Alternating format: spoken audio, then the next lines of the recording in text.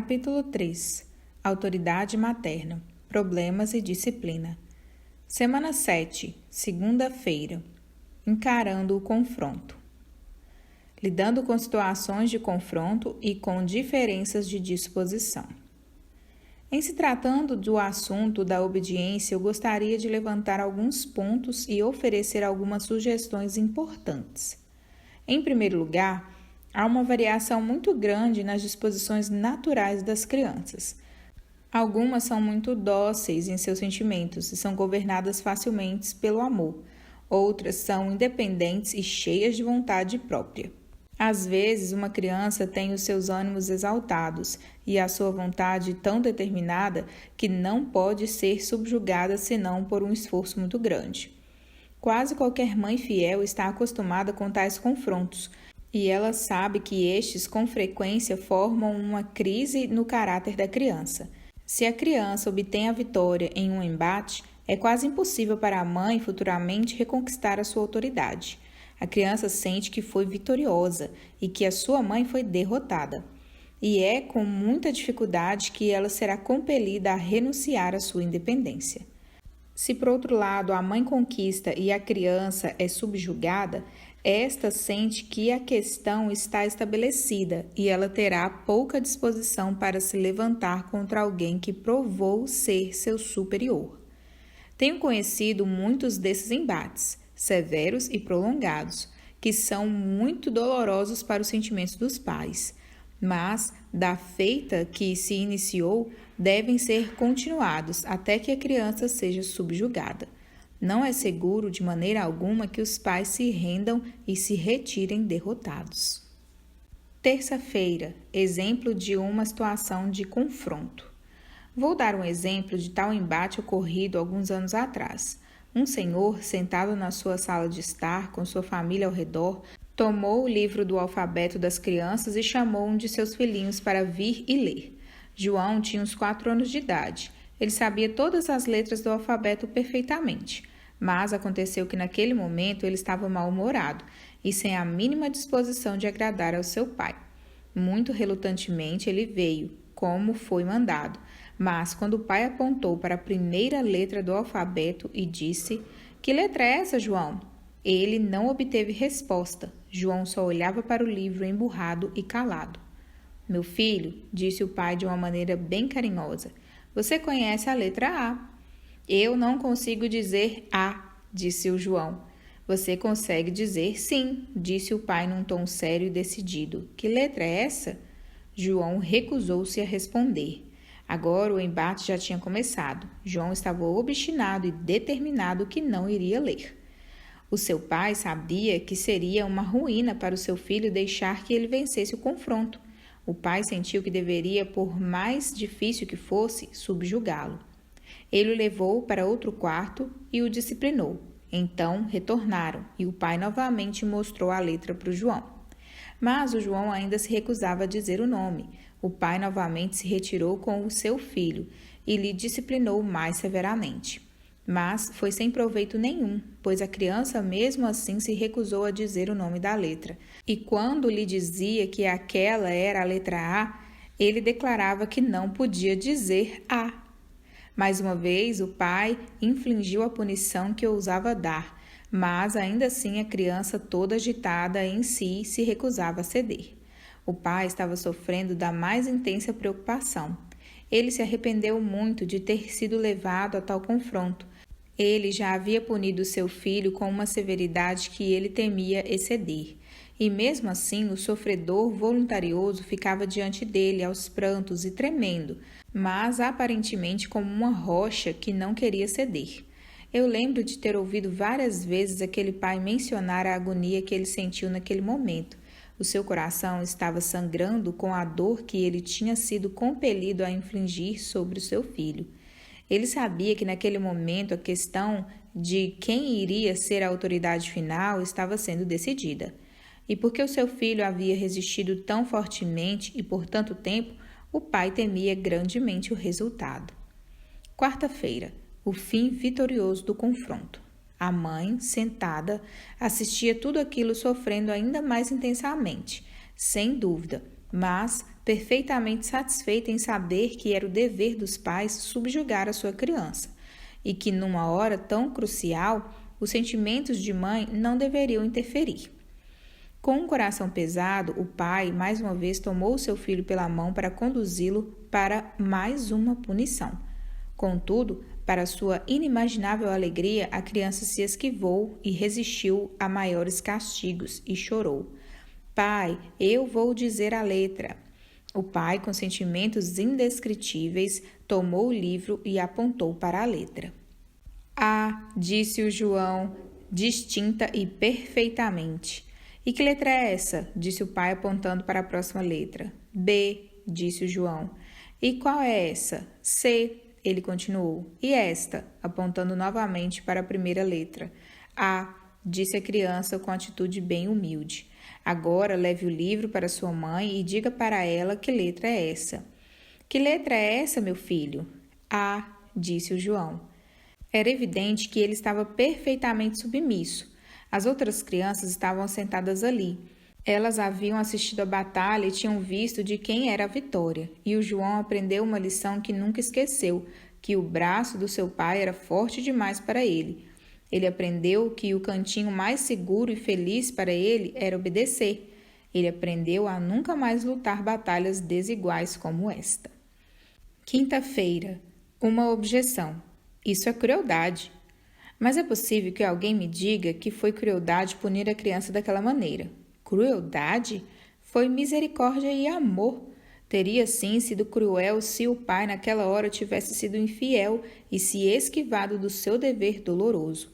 Os ímpetos maus que ele estava ali, com muito alto sacrifício, lutando para subjugar, se deixados sem controle, iriam com toda probabilidade fazer de seu filho um vexame para a sociedade. Não é de maneira alguma improvável que das decisões tomadas naquela hora dependiam o caráter e a alegria daquela criança por toda a sua vida, e mesmo para a eternidade. Não é improvável que, se o menino tivesse vencido ali, todos os esforços futuros para subjugá-lo teriam sido em vão e que ele viria a quebrar todos os limites, ser infeliz nessa vida e encontrar-se perdido por toda a eternidade. Crueldade? O Senhor preserve as crianças da bondade e misericórdia, entre aspas, daqueles que chamam de crueldade um amor tão abnegado. Sexta-feira. Evitando confrontos. É sempre melhor, se possível, evitar tais colisões. Muitas crianças são ensinadas à obediência implícita, sem jamais ter de entrar em tais combates com seus pais. E é certamente melhor governar uma criança pelo procedimento brando da disciplina ordinária do que adentrar nesses confrontos tão difíceis nos quais com frequência se requer a maior severidade. A sabedoria, portanto, nos ensina a fazermos o possível para não dar à criança uma oportunidade de convocar todas as suas energias para desobedecer.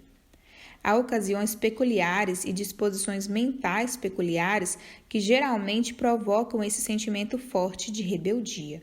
Um ponto de previsão pode frequentemente nos capacitar a, sem render à nossa autoridade, acalmar o furor que se levanta, ao invés de incitá-lo à sua mais alta força.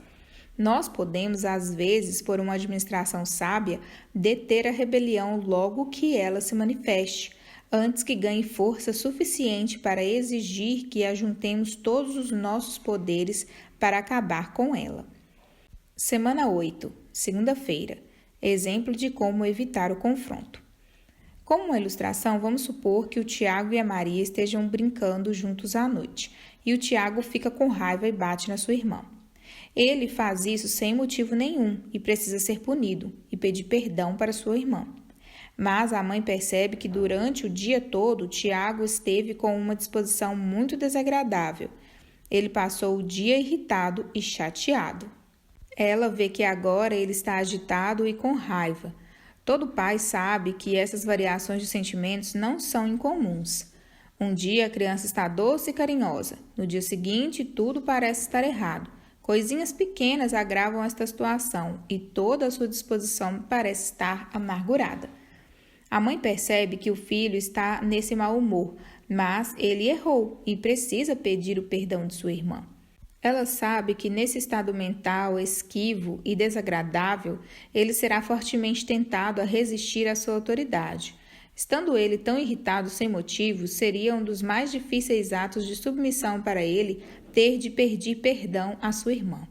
Se a mãe lhe mandar fazer isso, a tentação para recusar será tão grande que, com toda a probabilidade, ele vai desobedecer, e então ela terá que castigá-lo.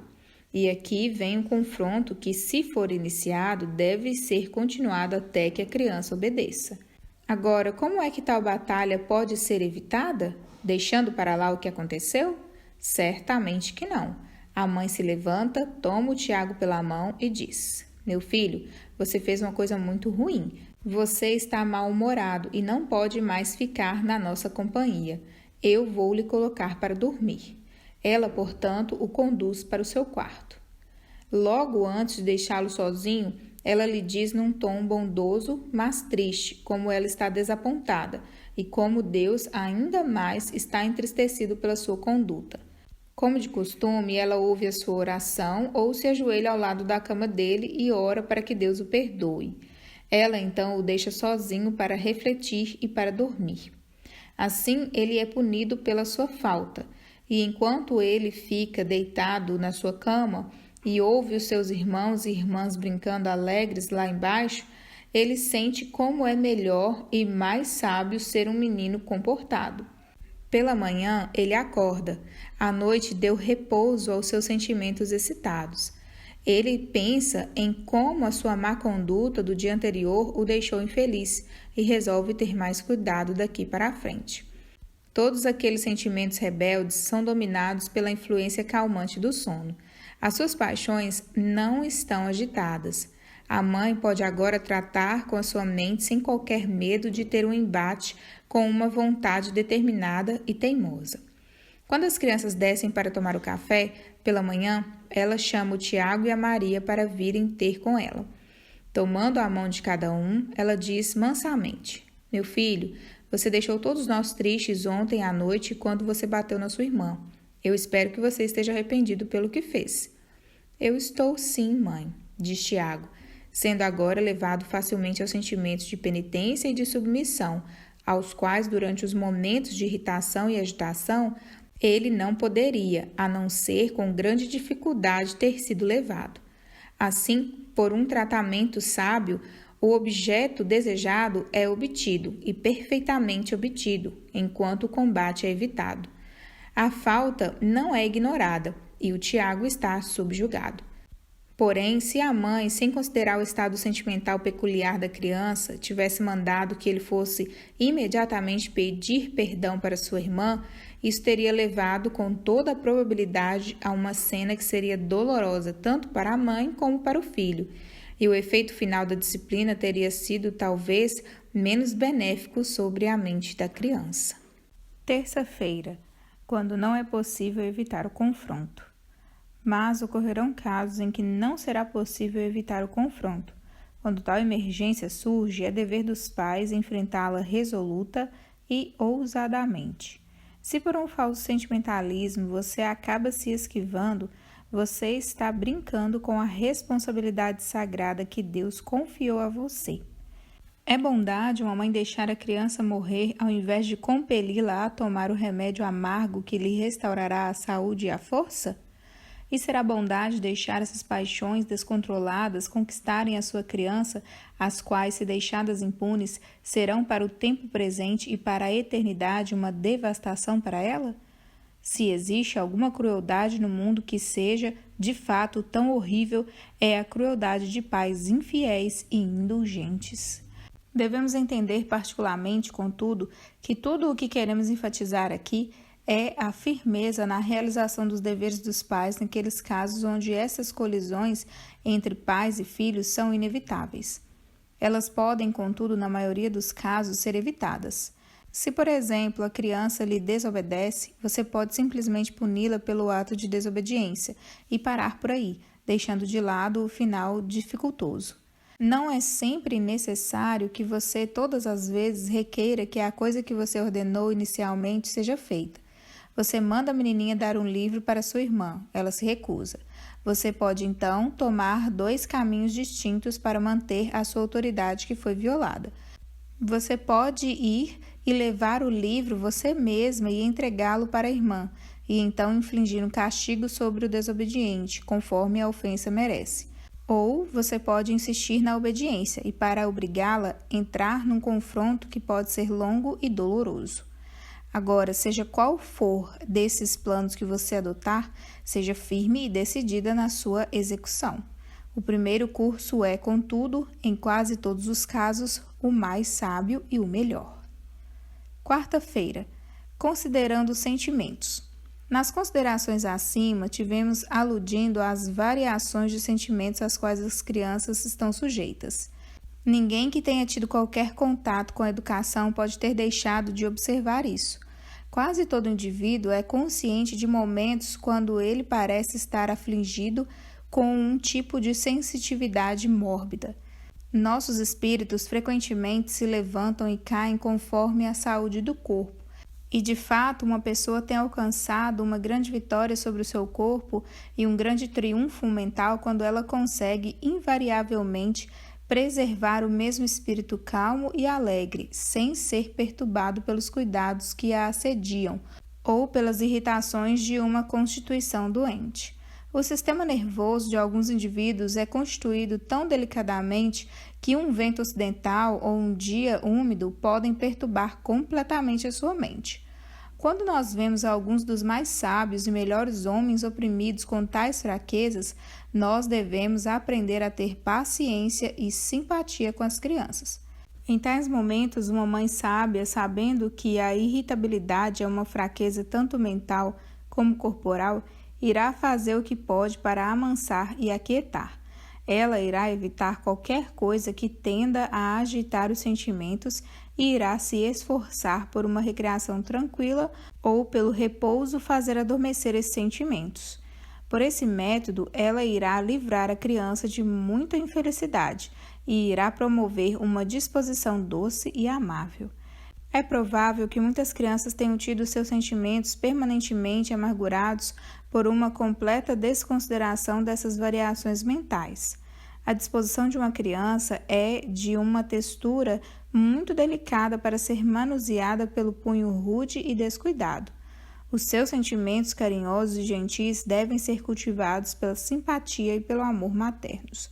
E nós devemos lutar para abrandar a sua irritabilidade ocasional ao desviarmos a mente dela para longe de objetos que excitam o mal e atraindo-a a pensamentos alegres. Quinta-feira, cultivando a disposição. É claro que há uma diferença impressionante nas disposições mentais das crianças, mas nada pode ser mais evidente do que o fato de que uma boa disposição pode ser amargada por um mau tratamento e que uma criança de sentimentos naturalmente raivosos pode, por um cultivo sábio, se tornar dócil e mansa. O cultivo da disposição é uma parte importante da educação. Daí a necessidade de se estudar os humores e os sentimentos da criança e de variar a disciplina para adequar-se a essas mudanças. É claro que surgirão aqueles casos quando os pais acharão difícil julgar qual é o seu dever. Tais casos serão, contudo, infrequentes. A política geral óbvia é: quando a criança está nesse estado excitado, busque removê-la tanto quanto for possível do poder da tentação. E se ela comete uma falta que precisa ser notada, cuide para que o castigo seja de um tipo que é calculado para acalmá-la.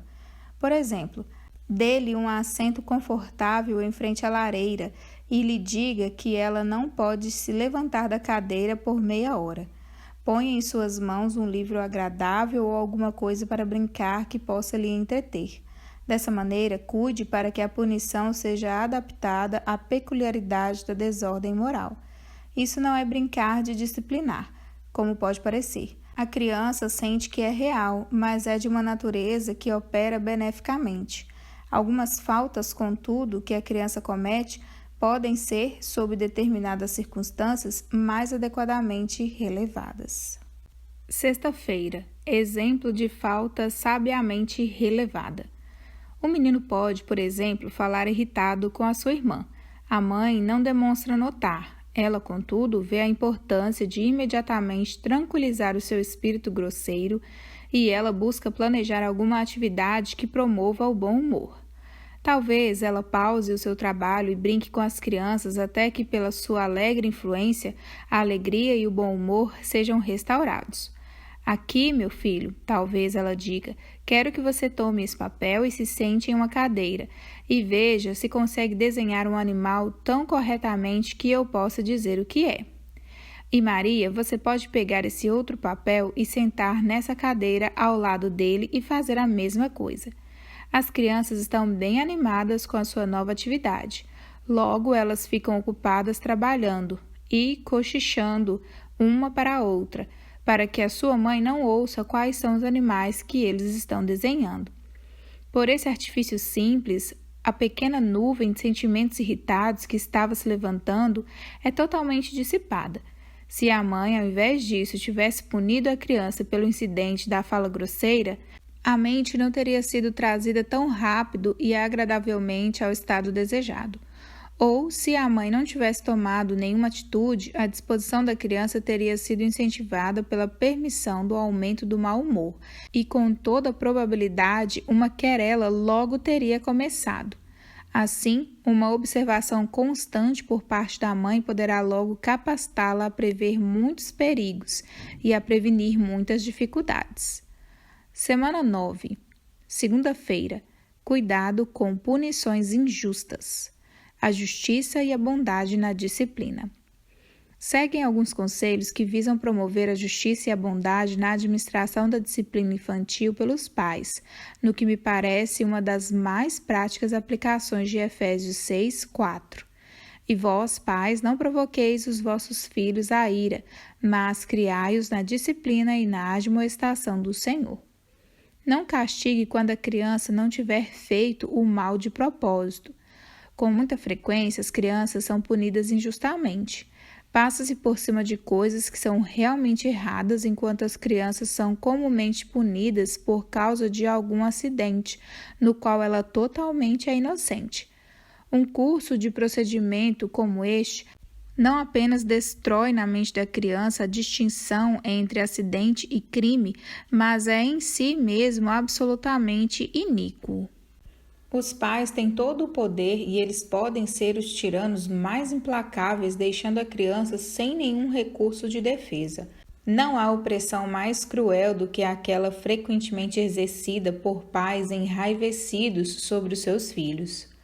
Não é infrequente o caso em que uma mãe que não pretende ser culpada de injustiça negligencia o fazer uma distinção apropriada entre faltas e acidentes.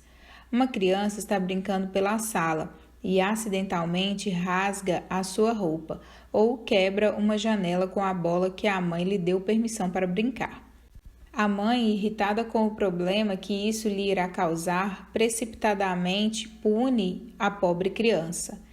É possível que a criança tenha sido descuidada e tão criminalmente descuidada a ponto de merecer um castigo, mas, mesmo nesse caso, ela não deve ser punida pelo acidente, mas pelo descuido que foi culpa dela. Essa injustiça é muito mais extensivamente praticada do que se imagina. A causa mais comum de punição injusta é confundir as consequências acidentais de um ato com a culpa real que a criança incorreu ao realizar aquele ato. Nós somos muito tendentes a estimar a culpa pelas consequências. Uma determinada criança que tem permissão de subir nas cadeiras e pegar as coisas de uma mesa, acidentalmente deixa cair algum objeto valioso. A mãe pune a criança severamente. Agora, me digam, o que essa criança fez de errado?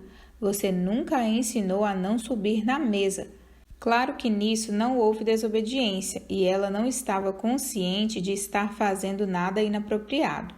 Se somente um livrinho tivesse caído, provavelmente ninguém teria notado esse acidente. Mas o simples fato de que uma coisa caiu e não a outra não pode alterar a natureza da ofensa. Se o que tivesse caído fosse o relógio mais caro e este tivesse sido totalmente destruído, isto ainda assim seria irrelevante. Se o que aconteceu foi puramente um acidente, a criança não merece castigo nenhum. Terça-feira.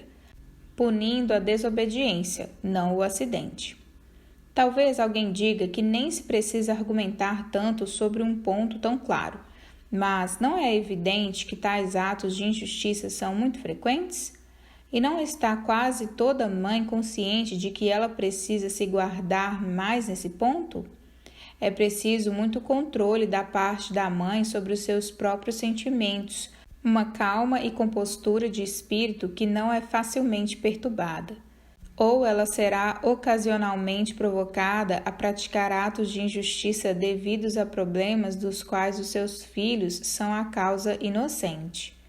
Alguém está se perguntando: o que deveria ser feito em casos como esses sobre os quais estivemos falando? A resposta é simples. As crianças devem ser ensinadas a não fazer coisas que irão expor a probabilidade do prejuízo, e então, se elas fazem o que já lhes foi proibido, considere-as culpadas, tendo havido algum dano material ou não. Se a criança, no caso mencionado acima, tivesse sido assim ensinada, esse teria sido um ato de desobediência explícita, e uma mãe fiel iria provavelmente tomar alguma atitude dessa forma.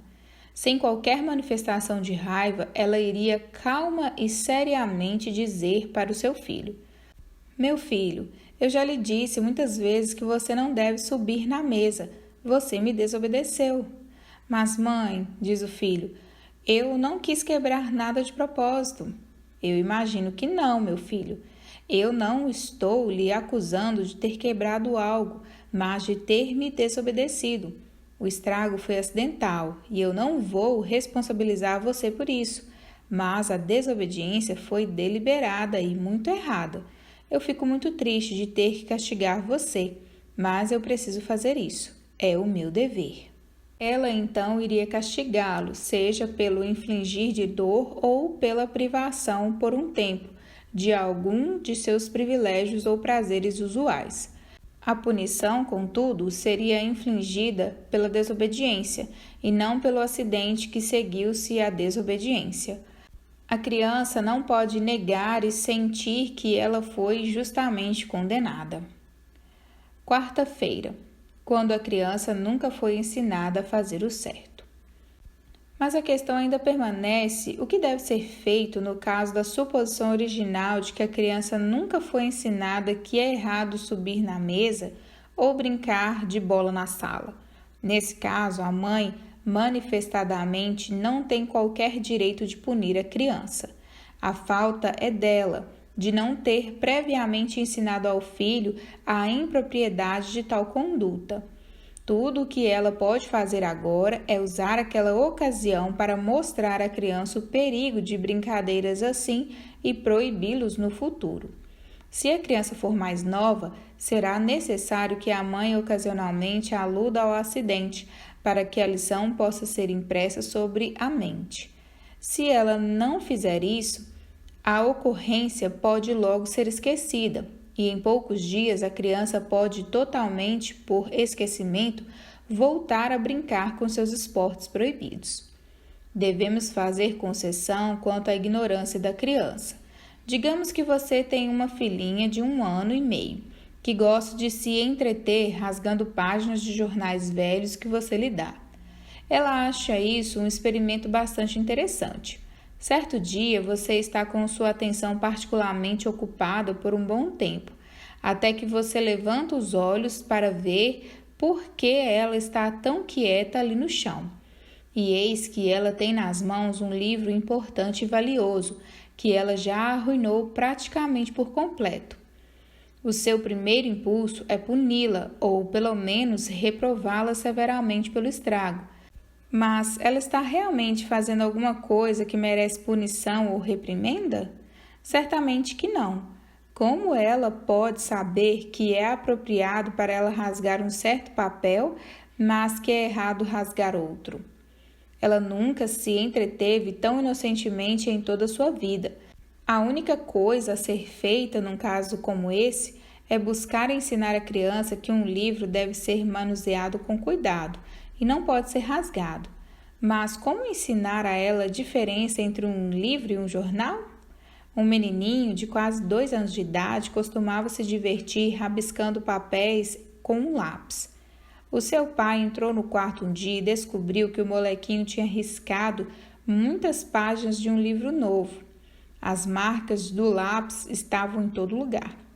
Perfeitamente inconsciente do desastre que estava provocando, o menino continuava rabiscando na frente do pai.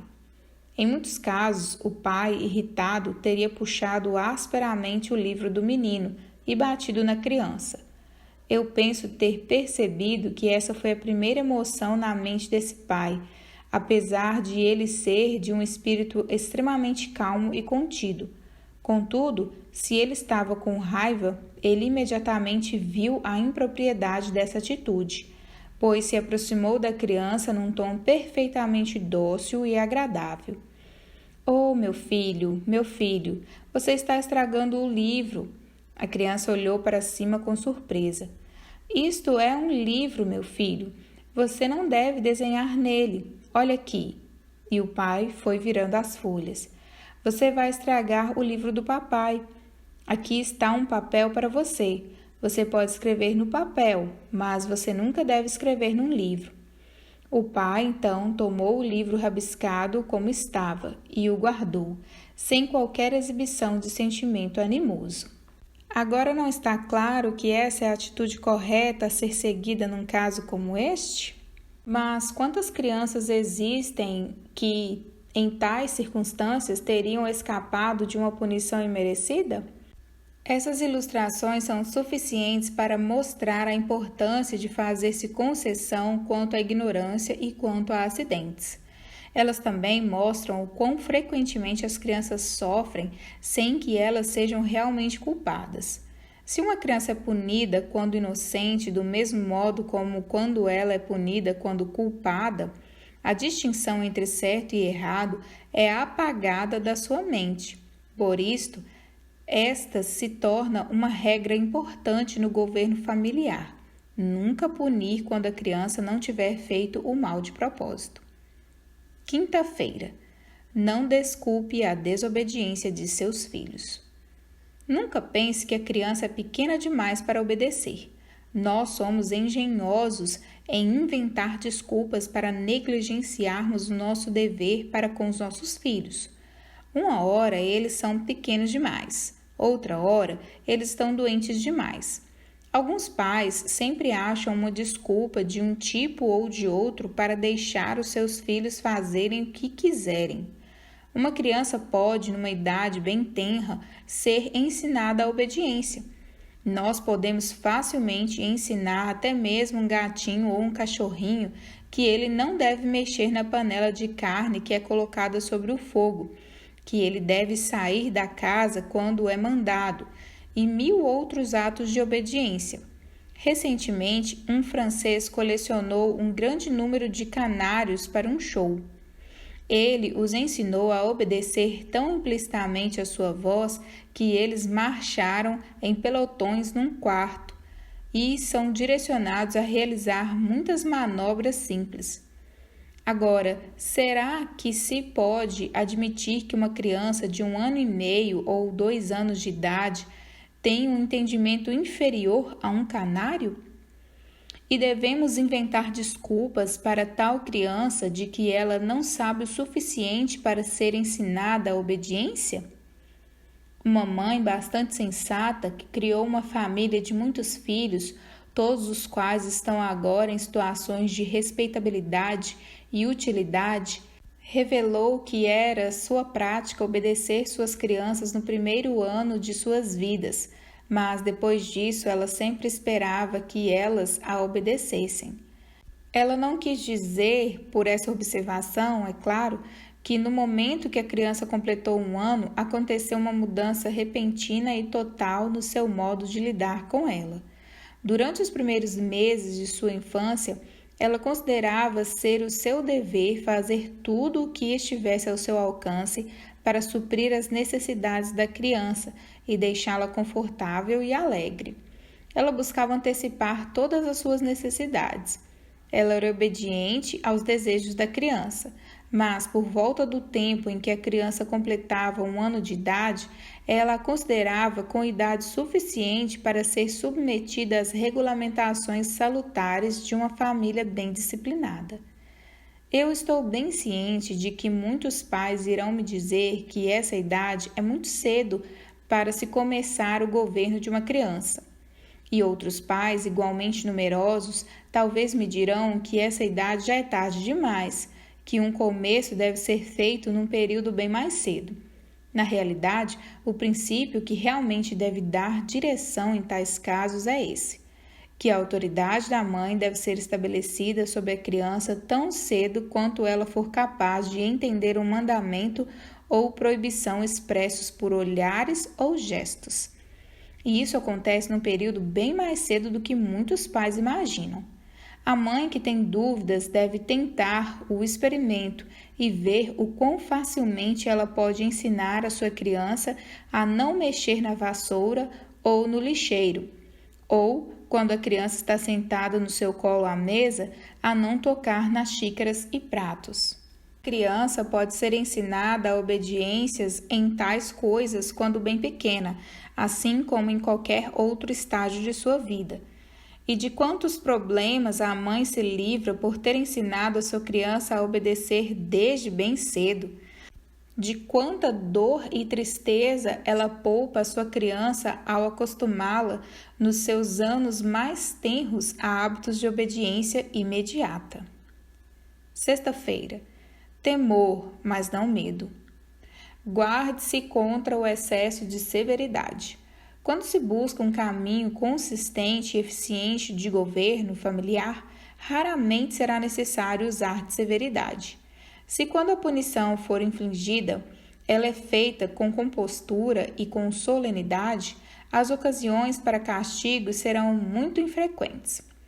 Que a mãe seja afetuosa e tenra com seus filhos, que ela participe com eles em seus divertimentos, que ela ganhe a sua confiança por seus esforços zelosos de fazê-los felizes, e que ela se sinta, quando eles fizerem o mal, não irritada, mas triste, e que os puna com tristeza, mas não com raiva. O temor é um princípio útil e necessário no governo familiar. Deus faz uso dele ao governar as suas criaturas, mas é arruinador para a disposição da criança controlá-la exclusivamente por este motivo. Quão triste deve ser aquela família onde os pais sempre se sentam com o rosto mal-humorado e carrancudo, e onde a voz é sempre ouvida em tons de severidade e de mandato. Nós vemos pais assim. Os seus filhos têm medo deles.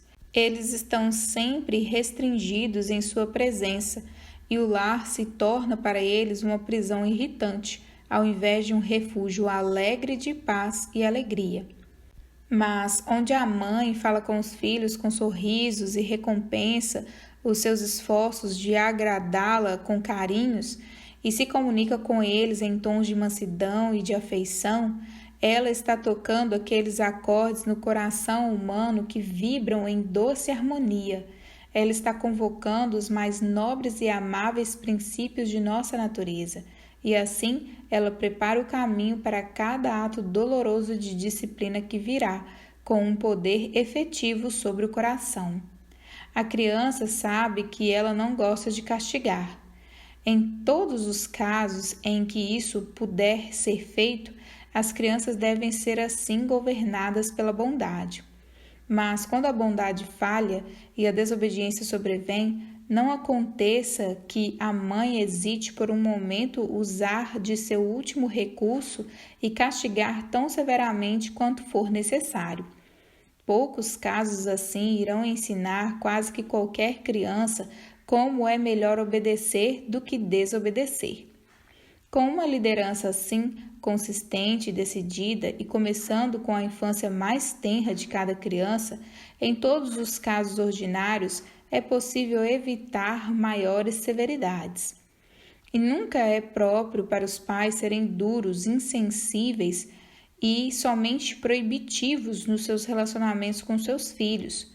O governo familiar mais eficiente pode ser quase totalmente administrado pela afeição, se for claramente entendido que a desobediência não pode passar sem castigo. Eu não posso senão ter pena daquelas crianças infelizes que não têm coragem de se achegarem aos seus pais com confiança e amor, que estão continuamente temendo seus olhares severos e suas palavras duras, e que estão, consequentemente, sempre desejosas de sair de casa para que possam se alegrar. Todo esforço deve ser feito para fazer do lar o lugar mais agradável, para rodeá-lo de associações de prazeres e assim formar na mente de sua criança uma atração a prazeres pacíficos e purificadores. Isso irá seguramente fortalecer a sua mente contra o vício, e quando ela deixar o teto paterno, ela irá sempre olhar para trás com lembranças saudosas para suas alegrias e com gratidão para aqueles que o fizeram a habitação de tanta felicidade. Nos anos futuros também, quando seus filhos se tornarem os líderes de suas famílias, eles irão transferir aos seus filhos os princípios que você tem implantado, e assim a influência de suas instruções podem se estender para milhares de crianças que ainda nem nasceram. Quão pouco nós pensamos sobre a tremenda responsabilidade que pesa sobre nós e sobre a ampla influência para o bem ou para o mal que nós estamos exercendo. Nós estamos pondo em andamento uma corrente de causas que se estenderá para bem longe no futuro. Muito depois de termos ido para o nosso lar eterno, as nossas palavras e as nossas ações estarão influenciando na formação do caráter dos nossos descendentes. Nós não poderemos cessar as boas influências que as nossas vidas deixaram em outras vidas, e elas continuarão elevando imortais para a virtude e para o céu, ou os urgindo a prosseguirem em iras e em lamentos.